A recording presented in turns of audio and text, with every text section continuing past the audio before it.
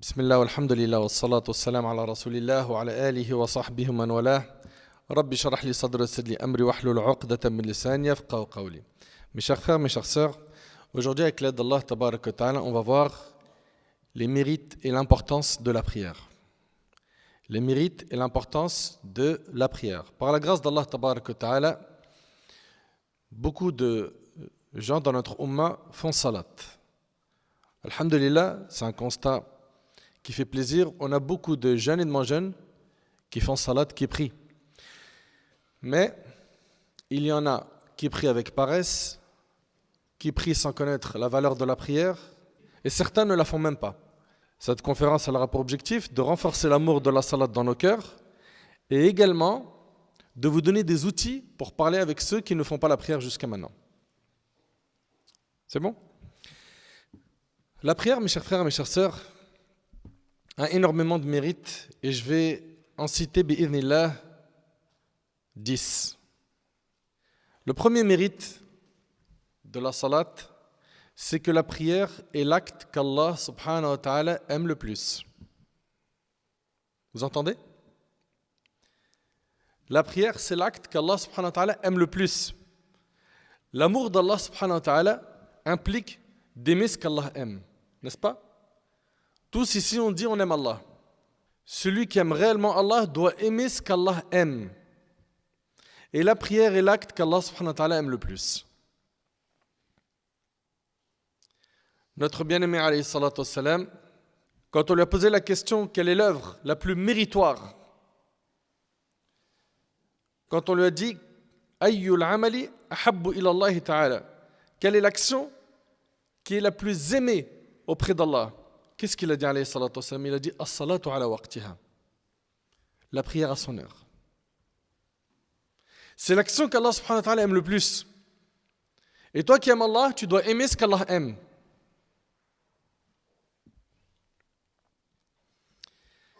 Et Al-Hassan al-Basri, rahimahullah, il a dit Lan tuhibba Allah hatta tuhibba ta'atah. Al-Hassan al-Basri, rahimahullah, il a dit tu n'aimeras Allah que lorsque tu aimeras lui obéir.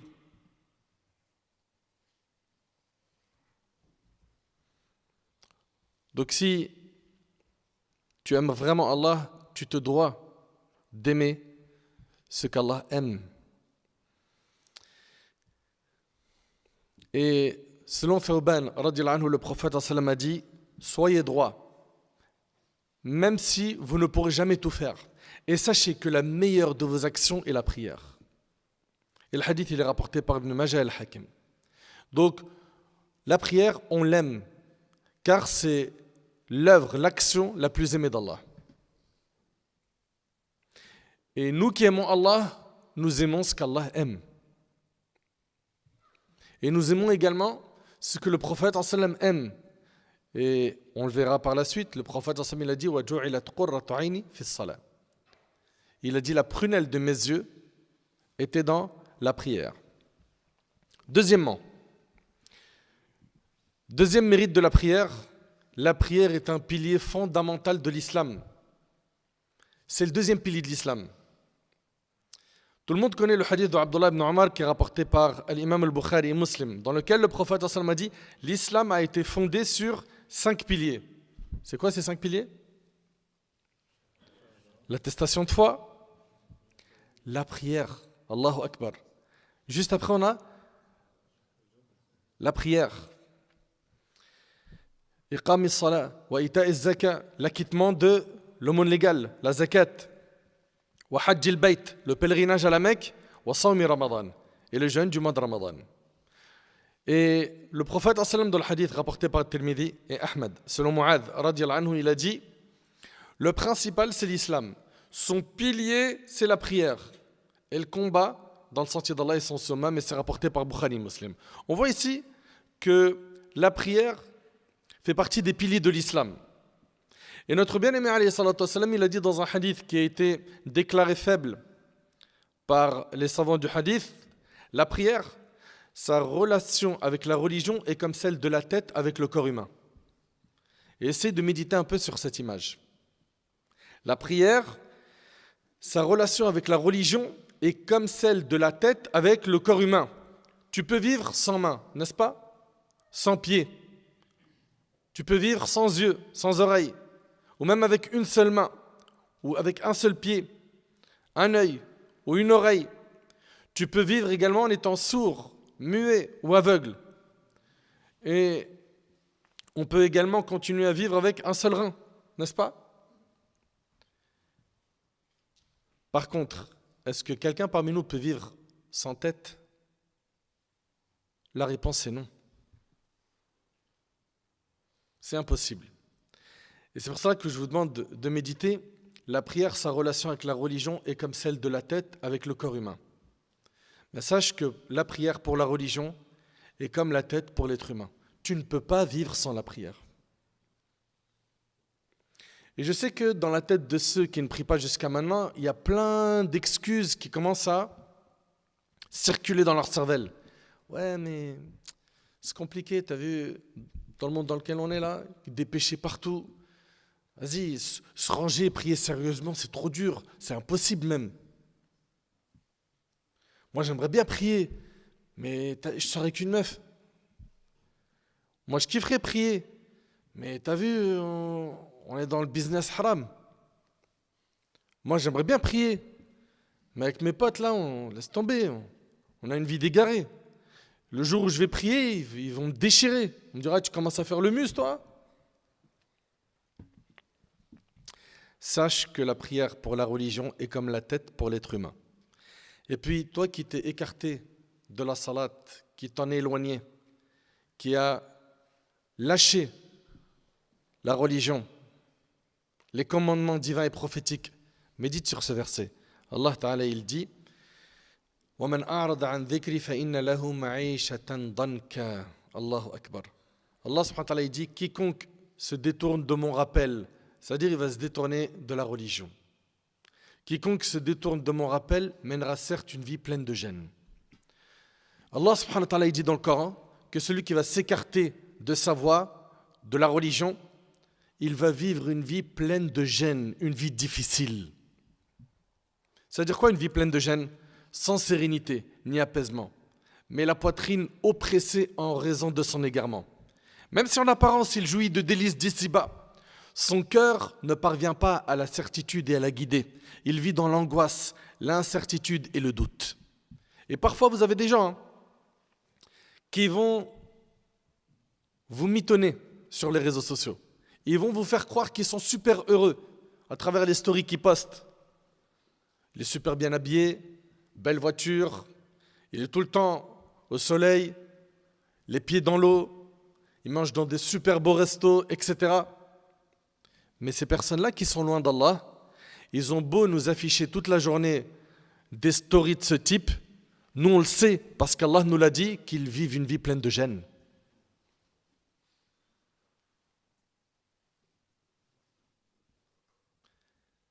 C'est pas vrai ce qu'ils vous présentent, c'est du mytho. Et pour avoir une vie heureuse, c'est pas le matériel qui va te rendre heureux. On a plein de gens, ils sont ultra riches, ils sont souvent chez les psys, ils pensent au suicide. Moi, j'ai parlé avec un de mes frères hier, il est hyper visible sur le net, il a une hyper grande baisse de foi, il a de l'argent à fond, il m'a dit j'ai pensé au suicide. Pourtant, aux yeux des matérialistes, il a percé, c'est vrai ou pas? Il a de l'argent, il est visible sur le net, il a une Mercedes de fou, et c'est une réalité, hein, je vous mens pas, wallah c'est vrai, c'était hier soir. Il m'a dit j'ai pensé au suicide. Ce qui lui manque, à lui et ses semblables, c'est la foi en Allah subhanahu wa ta'ala. C'est d'entretenir leur cœur. Allah tabarak wa ta'ala, il nous dit comment vivre heureux sur terre. Écoutez, il dit Azza wa Jalla man amila salihan min dhakarin aw untha wa huwa mu'min falanuhyiyannahu hayatan tayyiba. Quiconque mâle ou femelle fait une bonne œuvre tout en étant croyant, nous lui ferons vivre une bonne vie. Voilà, tu veux avoir une bonne vie sur terre? Fais des bonnes œuvres. Sois croyant. Il te faut donc la foi en Allah et le fait de faire des bonnes actions. C'est comme ça que tu vas être quelqu'un d'épanoui dans ta vie. Même si tu es pauvre, tu auras al-qana'a. Tu seras satisfait de ce qu'Allah tabarak wa ta'ala t'a donné. Tu ne seras pas là en train de te plaindre. Et combien on en a vu des gens qui sont pauvres, mais subhanallah, souriants, tu restes avec eux, tu décompresses. C'est des antidépresseurs. Pourtant, au niveau matériel, ils sont très loin. Donc retenez s'il vous plaît que parmi les mérites de la salat, c'est qu'elle est l'œuvre la plus aimée d'Allah. 2, qu'elle fait partie des piliers de l'islam. Et rappelez-vous que la prière, sa relation avec la religion est comme celle de la tête avec le corps humain. Également. Et là, on rentre dans le 3e mérite. La prière et l'adoration qu'Allah tabarak wa ta'ala a imposé à notre prophète sallam. Et c'est la première action sur laquelle on aura des comptes à rendre le jour du jugement. Vous entendez ? La prière, c'est la première action sur laquelle nous serons jugés. D'après Abu Hurayra radiyallahu anhu, le prophète sallam a dit: certes, la première chose sur laquelle le serviteur musulman sera jugé le jour de la résurrection est la prière obligatoire. Est-elle complète ? Sinon, il sera dit: regardez s'il a fait des prières surrogatoires. S'il a fait des prières surrogatoires, alors sa prière obligatoire sera complétée par ses prières surrogatoires, puis il sera fait ainsi pour les autres actes obligatoires rapportés par Ibn Majah. C'est-à-dire que ça sera pareil pour sa zakat, pour son jeûne, qui étaient des actes obligatoires. Ils seront complétés par quoi ? Par les jeûnes surrogatoires, par les aumônes surrogatoires, etc. Donc la prière, il faut se rappeler, mes chers frères, mes chères sœurs, que c'est la première action sur laquelle on sera jugé le jour du jugement. Si celle-ci est validée, ce qui vient après sera facile. Dans le cas contraire, ça sera difficile. Rappelle-toi donc que la prière a une immense place et qu'elle sera la première action jugée par Allah yawm al-qiyamah. 4e, la prière est la dernière recommandation de notre prophète sallam. Le prophète sallam, pour ceux qui ont étudié sa biographie, pendant 23 ans, 13 ans à la Mecque, 10 ans à Médine, il a fait da'wa. Il appelait Allah. Il a connu beaucoup d'épreuves. Il y a eu des batailles, des calomnies, des rumeurs, des membres de sa famille qui ont été tués dans des batailles, d'autres qui sont morts, comme ses enfants. Ils sont tous morts de son vivant, excepté Fatima qui est morte radiyallahu anha 6 mois après son décès. Il a connu énormément de difficultés dans sa vie. Il a connu la pauvreté, il a connu, comme je vous ai dit, les tentatives de meurtre, etc.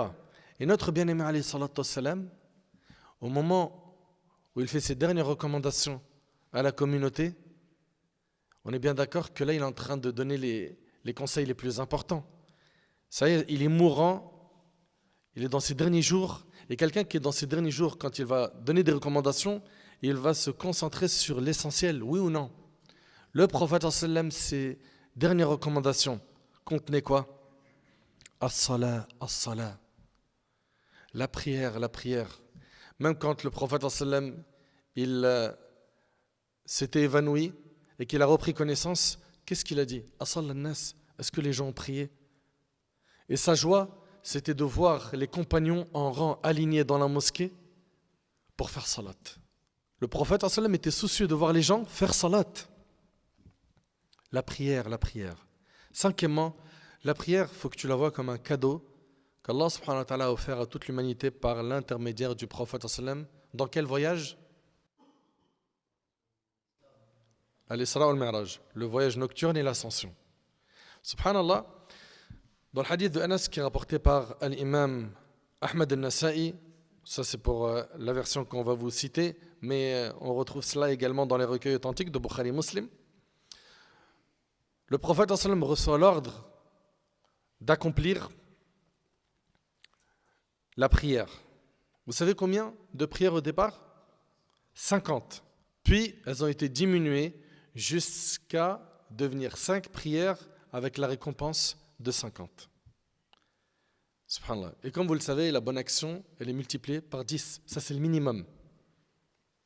La bonne action, elle est multipliée par 10. Le péché, sa base, c'est qu'un péché vaut 1.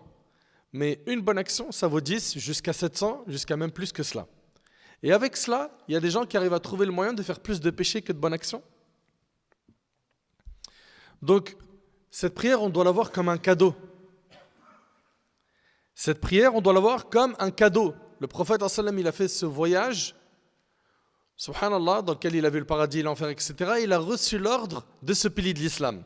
Aucun pilier de l'islam n'a été révélé au-dessus des 7 cieux, à part la salat, pour vous montrer son importance.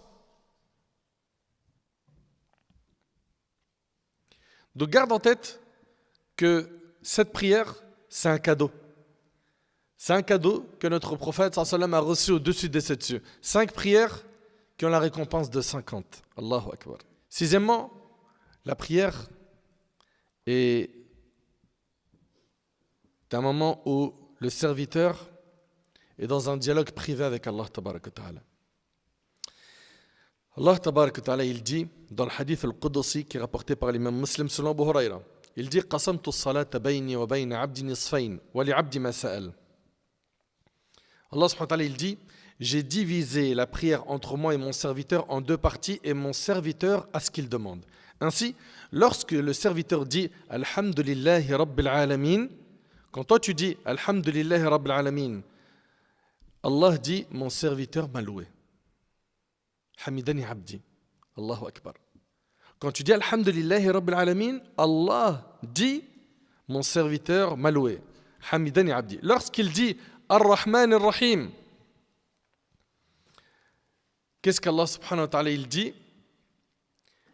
Il dit Athna alayya abdi, mon serviteur m'a glorifié. Lorsqu'il dit Maliki yawmiddin, Allah subhanahu wa ta'ala il dit Majjadani abdi, mon serviteur m'a honoré. Lorsqu'il dit Iyyaka na'budu wa iyyaka nasta'in, Allah ta'ala il dit ceci est entre moi et mon serviteur à ce qu'il demande. Lorsqu'il dit Ihdina as-sirata al-mustaqim, sirata alladhina an'amta alayhim ghayri al-maghdubi alayhim wa lad-dallin, Allah il dit ceci est pour mon serviteur à ce qu'il demande. Et qu'est-ce que tu demandes toi dans la Fatiha? Oui. Ihdina as-sirata al-mustaqim. Ça veut dire quoi Ihdina as-sirata al-mustaqim? Guide-moi ya Allah vers le droit chemin. Et Allah subhanahu wa ta'ala dit ceci est pour mon serviteur à ce qu'il demande. Allahu Akbar. Dans la Fatiha, tu demandes à Allah tabarak wa ta'ala de te guider sur le droit chemin et Allah subhanahu wa ta'ala il te dit qu'il t'accorde cela. Et c'est rapporté par l'imam Muslim. Subhanallah. Selon Anas radiyallahu anhu, le prophète a dit lorsque l'un d'entre vous se tient debout en prière, il est en conversation avec son Seigneur, rapporté par Bukhari Muslim. Il faut que tu comprennes que quand tu es en train de prier, tu es en conversation avec Allah tabarak wa ta'ala. Et le prophète dans le hadith rapporté par Muslim a dit le moment où l'individu est le plus proche de son Seigneur, c'est lorsqu'il est prosterné pour lui. Multiplie alors les invocations. Quand tu es prosterné, tu es proche d'Allah. Multiplie les du'a. Demande à Allah. Tu as des soucis? Demande à Allah quand tu es prosterné. Tu as des projets? Demande à Allah. Tu veux te marier? Tu veux ton diplôme? Tu recherches du travail dans telle société? Fais la salat. Et quand tu es prosterné, mets le paquet, fais des invocations.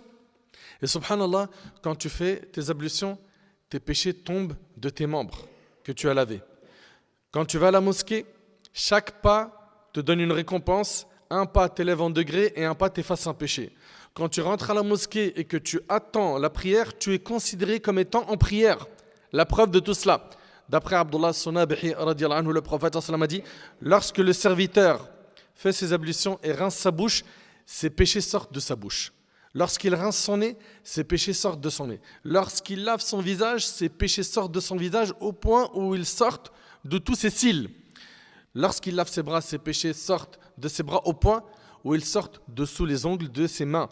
Lorsqu'il frotte sa tête, ses péchés sortent de sa tête au point où ils sortent de ses oreilles. Lorsqu'il lave ses pieds, ses péchés sortent de ses pieds au point où ils sortent dessous ses ongles de pied. Puis sa marche vers la mosquée et sa prière sont des œuvres surrogatoires rapportées par l'imam Malik dans le Muwatta. Et d'après Abdullah ibn Amr, radiyallahu anhu an jami'a as-sahaba, le prophète a dit celui qui part vers la mosquée, alors un pas lui enlève un péché et pour le pas suivant, il lui écrit une bonne action et ceci à l'aller comme au retour rapporté par Ahmed. Subhanallah. C'est impressionnant quand même. Et le prophète il a dit l'un de vous ne cesse d'être en prière tant qu'il est retenu à la mosquée à cause de la prière suivante. Tant que tu es en train d'attendre la prière qui arrive, tu es considéré en salat, en prière.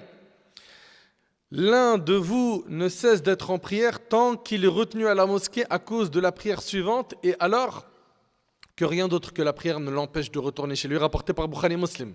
Lorsque tu attends la prière, les anges disent « Oh Allah, pardonne-lui, oh Allah, fais-lui miséricorde ». Et c'est rapporté par le Bukhari. Et quand on prie en groupe, qu'est-ce qu'on gagne? Le prophète sallam a dit la prière en groupe dépasse en mérite la prière individuelle de 27 degrés. Et c'est rapporté par Bukhari Muslim. Septièmement, la prière elle efface les péchés. La prière efface les péchés. Toi qui as fait plein de péchés et qui veux faire diminuer ses péchés, écoute attentivement. Le prophète alayhi salatu wassalam a dit l'image des 5 prières quotidiennes est celle d'une rivière abondante qui coule devant la porte de l'un de vous où il se lave 5 fois par jour. Et c'est rapporté par Muslim. Quelqu'un qui se lave 5 fois par jour dans une rivière qui est devant chez lui, il lui reste encore une souillure quelconque? Non. Il en est de même pour la personne qui accomplit ces 5 prières par jour, ça lui efface ses péchés. Et le prophète a dit les 5 prières quotidiennes et la prière du vendredi jusqu'à la suivante effacent les péchés commis entre elles tant qu'on n'en a pas commis les grands. Et c'est rapporté par Muslim. Ça veut dire quoi? J'ai prié Subh, puis après j'ai prié Dhuhr. Les péchés entre Subh et Dhuhr, ils sont effacés parce que j'ai prié Salat al-Dhuhr. J'ai prié ensuite l'Asr. Les péchés que j'ai fait entre Dhuhr et Asr, ils sont effacés parce que j'ai prié Asr. Et ainsi de suite pour les autres prières. Mais il s'agit des petits péchés et non des grands. Mais c'est déjà quelque chose d'exceptionnel. C'est immense. Huitièmement, la prière est un repos, une tranquillité, un apaisement. Le prophète, qu'est-ce qu'il disait à Bilal? Arihna biha ya Bilal. Ça veut dire quoi? Apaise-nous avec la prière au Bilal. C'est un apaisement. Et le prophète, il dit Hubbiba ilayya min dunyakum an-nisa wa-t-tib wa ju'ilat qurratu 'ayni fi as-salat. Le prophète, il a dit il m'a été fait aimer de votre monde les femmes, les parfums et la prunelle de mes yeux fut la prière. C'est rapporté par Nasaï et Ahmad. Son plaisir le plus grand, alayhi salatu wassalam, était dans la prière. Il aimait énormément la prière. Et c'était aussi le cas des autres prophètes. D'après Anas radhiyallahu anhu, le prophète a dit la nuit de l'ascension nocturne, je suis passé près de Moussa, qui était debout en train de prier dans sa tombe, rapporté par Muslim. Le prophète il a vu le prophète Moussa alayhi salam. Notre bien-aimé alayhi salam, il a vu le prophète Moussa dans sa tombe en train de prier. Mais après la mort, la prière n'est plus obligatoire, on est d'accord ou pas? Qui a une explication? Comment? C'est ça. Ce n'était pas une prière faite par obligation, mais c'était tellement un plaisir que les prophètes étaient attachés à cette adoration. Et ils la continuent même dans leur tombe. Et ça, ce n'est pas que le cas de Moussa, c'est le cas des prophètes. Ils prient dans leur tombe. Parce que c'est un plaisir.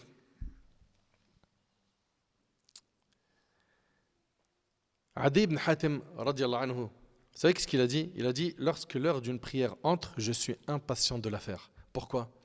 Parce que la prière, c'est un dialogue avec Allah tabaraka wa ta'ala. Nos pieux prédécesseurs, ils aimaient énormément la salat. Et on n'est impatient que face à des choses que l'on désire et qu'on aime. C'est vrai ou pas? Et Muhammad ibn Wasi', rahimahullah, il disait il ne reste plus de ce monde une chose que j'aime plus que la prière en groupe. Vous avez vu ce qu'ils aimaient, les pieux prédécesseurs? Et notre bien-aimé, alayhi salatu wassalam, il aimait la prière. Et d'ailleurs, ces prières nocturnes, les prières qu'il faisait la nuit, quand il était seul, c'était des prières qui étaient longues. Longues, pourquoi? Parce que c'est un moment de plaisir. C'est un moment de plaisir. Le prophète, dans une raka'a, comme dans le hadith de Hudhayfa, il a récité Surat al-Baqarah complète, et juste après An-Nisa, dans cet ordre, puis après Ali Imran. Et c'est rapporté par Muslim. Vous imaginez une seule unité de prière? Et son inclinaison au ciel était longue. Sa prosternation également était longue. Uthman ibn Affan, radiyallahu anhu, ce noble compagnon, il est rapporté qu'il a fait Qiyam Layl, la prière nocturne, et il a clôturé tout le Coran en une unité de prière. 600 pages du Coran ont été lues dans une seule unité de prière, une seule rak'a. Sufyan al-Thawri, rahimahullah, entre le Maghrib et l'Isha, il était dans une seule prosternation. Est-ce qu'on médite là? De Maghrib à Isha, il est en train de prier et il est encore dans la prosternation. Allahu Akbar. C'était des gens qui savouraient la salat. Et pourquoi aujourd'hui on est devenu comme ça? Paresseux. On veut plus de la salat. On veut la finir vite, bâclée. Vous savez pourquoi on est devenu comme ça? Parce qu'on n'aime pas la salat. Et vous savez pourquoi on n'aime pas la salat? Parce qu'on ne connaît pas réellement qui est Allah. Parce que wallahi, si tu connais réellement Allah subhanahu wa ta'ala et que tu l'aimes du plus profond de ton cœur, la logique des choses c'est que tu vas aimer la salat. Tu vas la valoriser.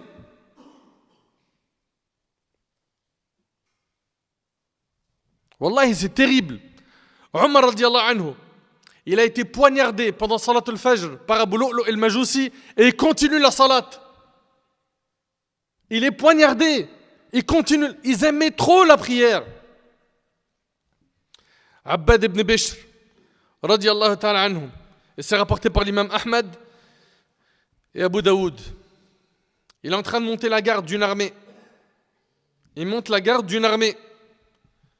Puis Abbad, il se met à prier. Pendant salat, il reçoit une flèche. Vous entendez?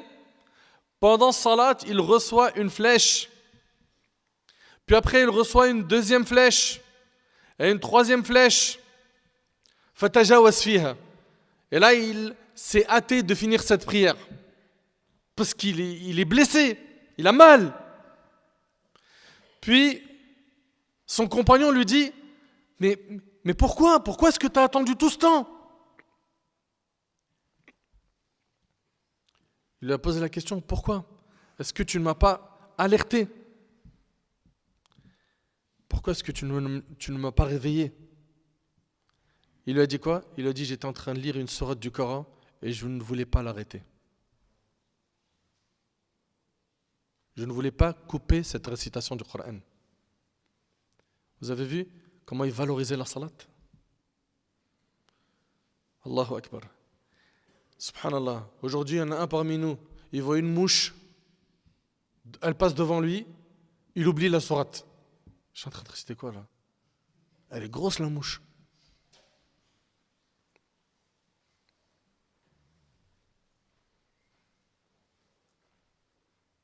Ou bien pendant qu'il est en salat, il entend ses parents dire, ils viennent ce soir. C'est terminé. Il ne sait plus ce qu'il récite. Qui vient ce soir? Il n'y a plus de concentration. C'est quoi ça, franchement? Quand est-ce qu'on va adorer Allah tabaraka wa ta'ala comme lui le veut et pas comme nous on veut? Quand? Les pieux prédécesseurs, quand ils rentraient en salat, ils étaient concentrés. Ni la chaleur, ni le froid, ni insectes, ni mouches, moucherons, moustiques, rien ne les déconcentrait de salat. Ils étaient focus sur leur prière. Il faut qu'elle soit qualitative. Un de nos pieux prédécesseurs, il a dit, les pauvres, les adeptes de la dunya, ils sortent de cette vie sans en goûter son plus grand délice. On lui a dit, et quel est son plus grand délice? Il a dit l'amour d'Allah. L'amour d'Allah, sa compagnie, l'envie de le rencontrer, se diriger vers lui et se détourner de toute autre chose que lui.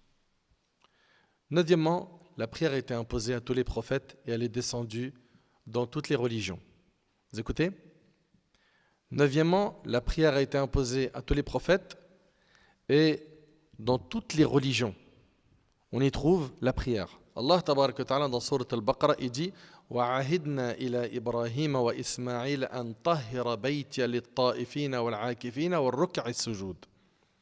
Et nous confiâmes à Ibrahim et Ismaïl ceci: purifiez ma maison pour ceux qui tournent autour, ils font retraite pieuse, s'y inclinent et se prosternent. Donc la prière existait à l'époque d'Ibrahim alayhi salam. Allah Ta'ala, il parle du prophète Daoud, alayhi salam, dans Surat Sad. Il nous dit « Wa kharra raki'an wa anab » et tomba prosterné et se repentit. Zacharia, alayhi salam, quand on lui annonça qu'il allait avoir un enfant, Allah Ta'ala a dit « Fanadathu al-malaikatu wa huwa qa'imun yusalli fil mihrab » Alors les anges l'appelèrent pendant que debout il priait dans le sanctuaire. Le prophète Zacharia, il priait.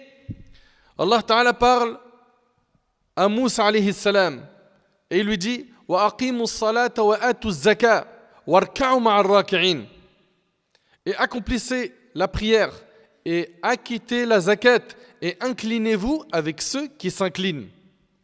Maryam alayhi salam, au passage, ce n'est pas une prophétesse. Il n'y a jamais eu de prophète femme.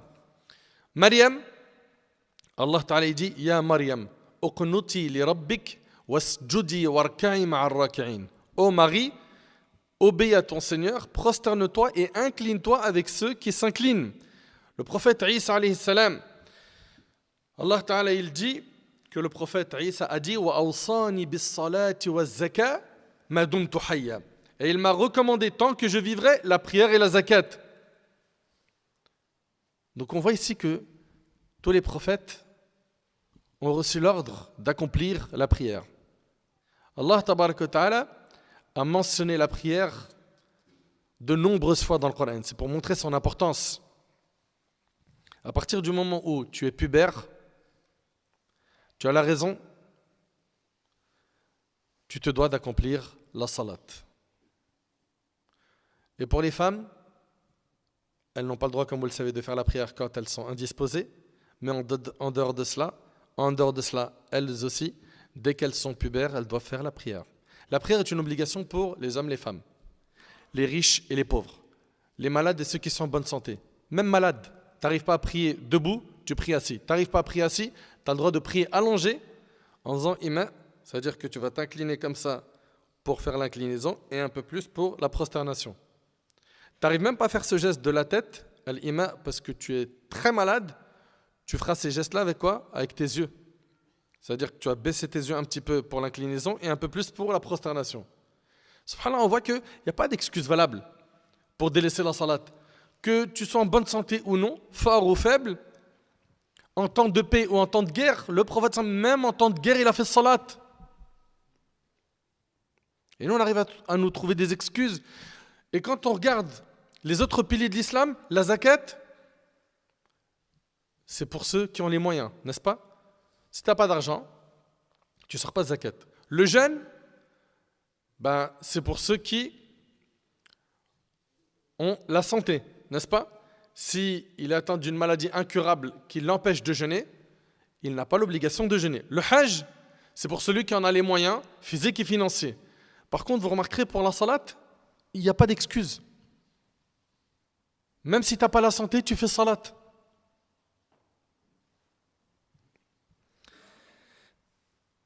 L'un des plus grands chapitres de jurisprudence islamique qu'on étudie dans notre religion, c'est celui de la prière. Un chapitre très important.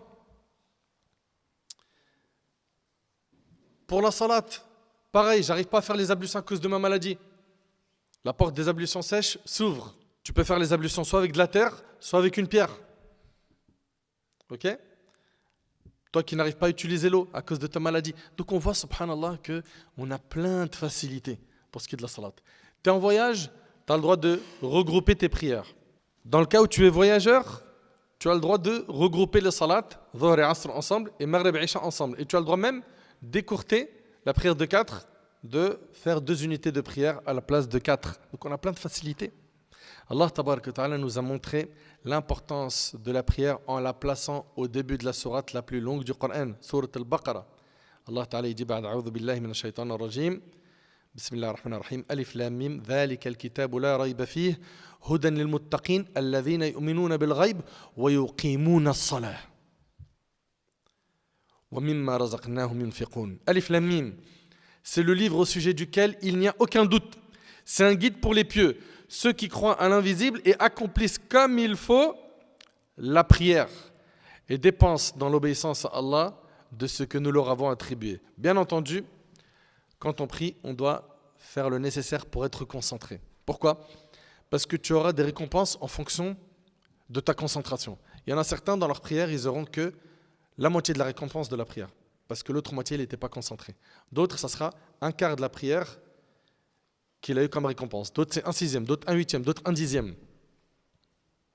Donc faites très attention à bien vous conditionner pour avoir la concentration dans le salat. Allah Ta'ala dit قد أفلح المؤمنون الذين هم في صلاتهم خاشعون. Bienheureux sont certes les croyants, ceux qui sont humbles dans leur salat. Faites preuve donc d'humilité dans la prière, concentrez-vous et ne soyez pas des voleurs dans la salat. Comment ça, des voleurs? Le prophète a dit les plus grands voleurs sont ceux qui volent dans leur prière rapportée par Ahmed. Ça veut dire quoi, voler dans la prière? Ça a été expliqué. C'est celui qui n'accomplit pas bien son inclinaison et sa prosternation. Voilà. C'est un TGV. Savoure la salat. Savoure la prière. Prends ton temps. Le prophète il a dit Sallu kama ra'aytumuni usalli. Priez comme vous m'avez vu, priez. C'est rapporté par Bukhari et Muslim. Et quand on regarde la prière du prophète, il prenait son temps. Et d'ailleurs, il a insisté sur quoi? Sur le fait de marquer un temps à chaque moment. C'est-à-dire quoi? C'est-à-dire que je suis debout, je récite, je vais m'incliner, je marque un temps. Je me relève, je marque un temps. Je vais me prosterner, je marque un temps. Je m'assois entre les deux prosternations, je marque un temps. Et c'est comme ça qu'on doit prier. Dixièmement, la prière préserve des péchés. Il y a plein de gens qui aimeraient arrêter les péchés qu'ils font et ils ne savent pas que la prière c'est le remède. Allah Ta'ala a dit Inna salata tanha anil fahsha'i wal munkar. En vérité, la salat préserve de la turpitude et du blâmable. La pratique continue de la prière, comme il convient, avec recueillement et méditation, amène à s'écarter des péchés. Donc toi, tu veux combattre les péchés, prie. Parce qu'il y a plein de gens qui disent quoi? Non, moi, dès que je suis propre, clean des péchés, je commence la salat. Faux, archi faux. Et on a donné cet exemple je ne sais combien de fois. C'est l'exemple du médicament et du malade. Qui parmi les malades prend le médicament une fois guéri? Et si quelqu'un fait cela, on va lui dire quoi? T'es sérieux ou quoi? Tu fais n'importe quoi. Parce qu'un médicament, on le prend quand on est malade. La prière, c'est ton médicament spirituel. Toi qui es en train de faire des péchés, prie. Ah, donc je peux prier et je continue à faire zina et boire et fumer de la drogue? C'est pas ce que je suis en train de dire. Je suis en train de te dire que la prière, c'est ce qui va te permettre de combattre ces péchés. Quand tu vas prier avec recueillement, que tu vas la savourer, que tu vas accomplir la salade comme il le faut. Et concernant le fait d'accomplir la prière, j'ai fait une vidéo il n'y a pas très longtemps qui s'appelle « On prie mais ». Donc voilà, faites attention à ce point, barakallahu fikum. Ok? Priez et Allah subhanahu wa ta'ala vous aidera à vous débarrasser de vos péchés. Et n'écoutez pas ceux qui vont vous dire « vas-y, t'es un hypocrite ». Il se moque du monde celui-là. Il prie et il fait n'importe quoi. Donc c'est quoi la solution? Les gens qui ne comprennent pas la religion, ils vont lui dire « Lâche la prière, sois pas un hypocrite, arrête d'être un mytho, sois comme nous ». Non. Normalement, quelqu'un de sage qui a compris un minimum sa religion, il va lui dire combat ses péchés par cette salat et fais le nécessaire pour lâcher les péchés et pas lâcher la salat. C'est quoi ces mauvais réflexes que les gens ont? Et pour finir, sachez que délaisser la prière, c'est gravissime. Et celui qui délaisse la prière, celle qui délaisse la prière risque de payer très cher sur terre et dans l'au-delà. Il y a des menaces sévères concernant ceux qui ne font pas la salat. Allah tabarak wa ta'ala il nous dit dans le Coran que les gens de l'enfer seront questionnés. Ma salakakum fi saqar qalu lam nakum minal musallin. Qu'est-ce qui vous a acheminé à Saqar? Comment est-ce que vous avez fini en enfer? Et ils diront nous n'étions pas de ceux qui faisaient la salat.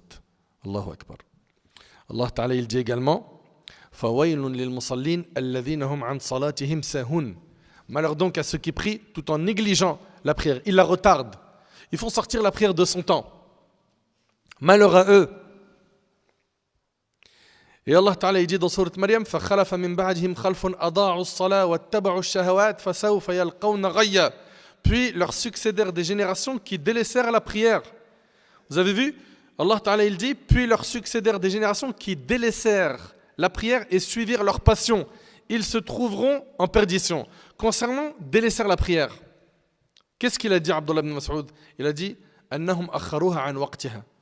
Délaisser la prière, ça ne veut pas dire qu'ils l'ont abandonné totalement, mais qu'ils l'ont fait sortir de son temps. Donc Allah il parle d'eux. فَسَوْفَ يَلْقَوْنَ غَيًّا. Ils finiront en perdition. Al-Ghayy, ça a été traduit par perdition. Mais vous savez c'est quoi le Ghayy? Abdullah ibn Abbas il a dit, c'est un fleuve en enfer. Donc la personne qui fait sortir une prière de son temps, sans excuse valable. Les excuses valables, c'est l'oubli. Il avait l'habitude de faire la salat, il a oublié. Il a oublié. Mais il devra quand même, attention, hein, dès qu'il s'en rappelle, accomplir cette salat. D'accord? Ou bien, il a dormi, il a réglé le réveil, il n'a pas entendu le réveil. Ces deux-là sont excusés. À part ça, c'est quoi ton excuse, toi? Le match? Le resto? La discussion avec tes amis? Le coup de fil? Le travail? Les réseaux sociaux? Faites attention, un fleuve en enfer est dédié à ceux qui font sortir une prière de son temps sans raison valable. Wallahi, ça devrait faire peur. Allah Azza wa Jalla dit Inna salata kanat ala al-mu'minina kitaban mawquta. La prière est pour les croyants une obligation en des temps déterminés. Tu as un temps de début et un temps de fin. Entre le début et la fin de cette salat, tu dois faire salat. Et d'après Abdullah ibn Amr, le prophète a mentionné un jour la prière et il a dit, celui qui est assidu, elle sera pour lui lumière, argument et sauvetage le jour du jugement.